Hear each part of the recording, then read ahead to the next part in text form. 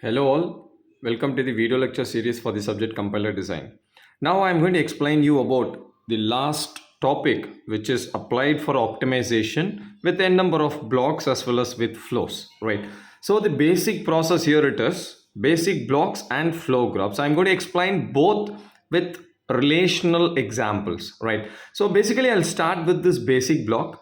So basic block is generally is a set of statement, right, that always execute in a sequence one after the other. So basically this is the best definition we can have for this basic blocks, which will always executes in sequence one after other, right? So these are all the two different and important process of basic blocks. Number one, it does not contain jump statements. That is, if the condition is satisfied, it will go to the next block to execute. No, so it is not happening here.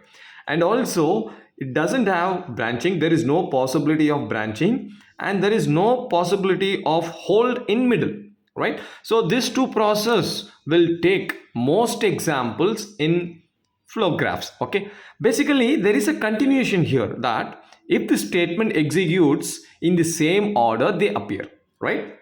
All the statements, right? So here you can see that all the statements executes in same order.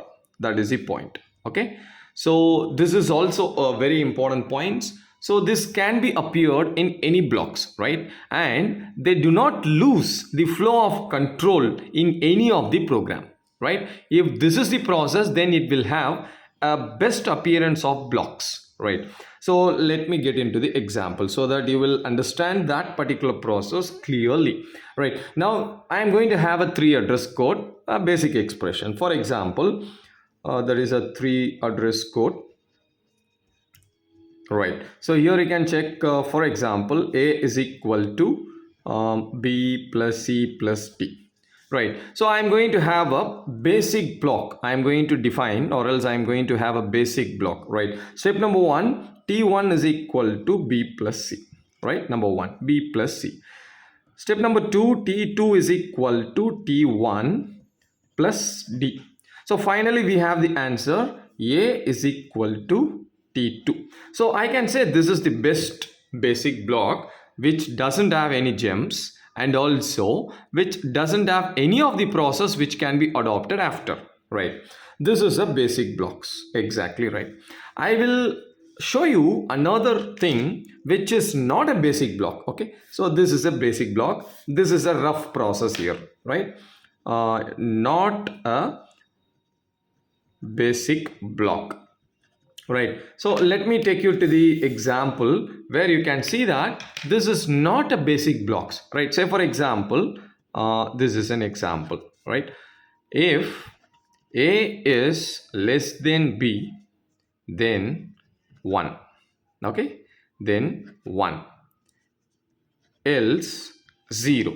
So say for example, I'm asking you to draw a basic block for this. I told you already there is sustained categorizations in basic blocks that doesn't have any jumps, right? Say for example, I'm going to draw a basic block here. So if a is less than b, go to step number, it is a question mark, later we'll have that, right? And let me finish this. Say for example, t1 is equal to 0, right? Again, this is 1, this is 2, number 3. If this is 0, then go to, right? So I'm going to check the condition. If a is less than b, then 1, else 0. So initially I have this 0 here, right? Say for example, next thing, definitely t1 should be 1, right? Where I has to go. Say for example, if a is less than b, now go to where this question mark is going to be satisfied here. If a is less than b, go to 1, right? So here you can check the condition. If a is less than b, then 1. So where is 1 here? It is in t1. Got it? Here it is. Here it is 1. So I'm going to mention here it as step number 4. Got it? So if a is less than b, go to step number 4. Here it is. Right? Here it is. Sorry. So after this process, there is a step number 5. Else statement is going to satisfy here. After that, there is a problem. Where? Got it? So I can say that this particular problem, right? This particular problem, whatever we decide, it is not a basic block, right? The basic block will have this kind of approach which satisfy the condition. Say here, they do not contain jump statements. Number one, they do not have branches, no possibility of branches, and no hold in the middle. You can see here there is a hold in the middle. There is no hold in the middle. There is a hold in the middle. There is no jumping here. There is no jumping here, but there is a jumping here. Got it? So I can say that the whole process is not a basic block. Best example, right? So in the same process, I will teach you how does the flow graph is actually working, right? So let me take you to there. Okay, so this is a continuation process. Initially, we completed what is basic block. Now we are going to see what is a flow graph, right? What is a flow graph? It is a directed graph. Number one, we can say that it is a directed graph, right? So the directed graph, in the sense, it will have a flow of control information, right? So definitely it will have a flow of control information. That is most important point, and which will be always added to the basic blocks, right? Point number 3, it will be added, okay, added to the basic blocks, right? So here you can see that the basic blocks serve as node of flow graph, right? It will be serving as a node. So here it is, it will be serving as a node, and there is a directed edges. Say for example, the edge, right? The edge between block number 1 to block number 2 appears immediately after the code, right? After the code.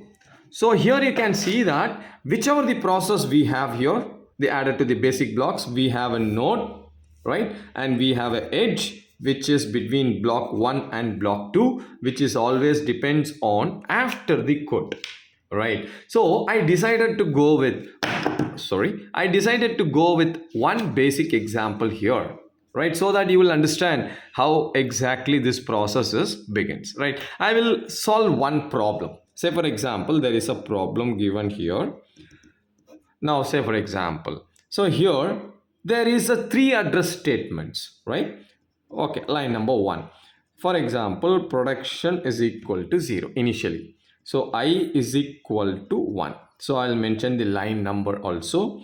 Number 3, here you can see that T2 is equal to address of A minus 4, right? So there is an address which is stored in line number 3, and T4 is equal to address of B minus 4. So I am taking some random values here, right? You can go with the same different examples also. The simple example also you can go with, in order to show you how this blocks which will have a continuation process and which one is a node. So I am taking in this way, right? So T1 is equal to 4 into I. So the value which has been multiplied and stored in T1, right? Line number 6, okay? Line number 6, T3 is equal to T2 of T1. You can just follow the code. I will tell you how does the flow of graph is working. T5 is equal to, we can say T4 of T1, okay? You can get it in this kind of way. Whereas you can show that T6, okay? So I'll go with line number 8. Thought of going with 11 lines. So line number 8, T6 is equal to T3 into T5. Whichever the value I am having after the code, you can check it, which will have a relation between the previous code and the new one, right? 9th line, production is equal to production plus T6. So the value has been plus over here. Line number 10, I can say that after all this value, I is equal to I plus 1. So I'm incrementing it. And last, finally, I'm having a condition. What condition? If I is less than or equal to 20, so go to line number, here it is, yeah, line number 5. So the highlighted process here I can show you. If condition, this is the condition, if I is less than or equal to 20, go to line number 5. So we have a clear vision where we have to travel if the condition is true, where we need to go if the condition is false. So I can draw a flow of graph. So here, so that you will understand, I will separate this page. So here you can see that how this blocks has been separated. It's very simple. So now I will draw a solution for this, right? The best solution I can say here it is, say for example, this is block number 1. So block number 1 I am going to write here. You can just check with the adjacent value. So production is equal to 0 and I is equal to 1. This is I, right? I is equal to 1. T2 is equal to, and this is line number 1, line number 2, line number 3, so that you will have a best appearance here. So address of A minus 4, got it? And line number 4, T4 is equal to address of B minus 4. So here you can see that I am going to fix this as block number 1. You know very well what is a basic block. It doesn't have any jumps. There is no statement jumps. So I am going to fix it over here.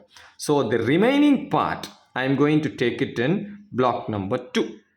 So we can check whether this particular blocks is a basic blocks as well as a flow graph. Now you can check it. Here line number 5. Line number 5, T1 is equal to 4 into I. Number 6, T3 is equal to T2 of T1. Okay. So number 7, T5 is equal to T4 of T1.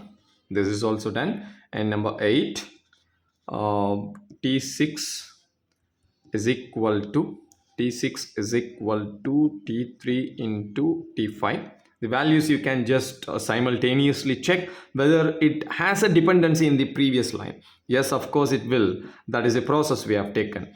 So production is equal to production plus T6, and finally we have this I value incremented, I plus 1, and the condition final, if I is less than or equal to 20, if this is the condition, so go to line number 5. Got it? So I will highlight some process so you can able to check it. Now this is block number 2.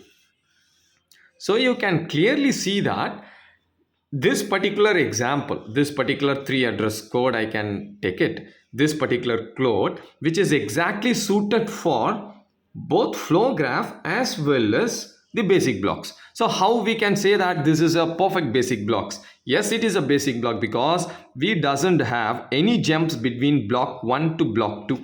Here the condition finally you can check it. If I is less than or equal to 20, we are moving and we are not moving, we are jumping to line number 5, which is in the same block. So in the inner loop we have checked this, right? It is in the same block, we don't have to move anywhere else. We are not jumping from block 2 to block 1. It is exactly happening here.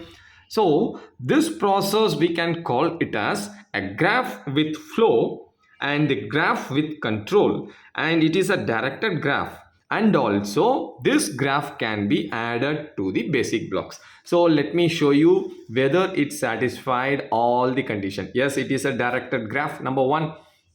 And number 2, it is a flow of control graph. It doesn't have any halt in the middle, and added to the basic block. Yes, we have proven this. So we have drawn this particular problem, and also we have exactly elaborated 2 basic blocks, and we have proven that the edges between B1 and B2 after the code. This is how exactly this flow graph and basic blocks is exactly working with optimization technique. Thank you.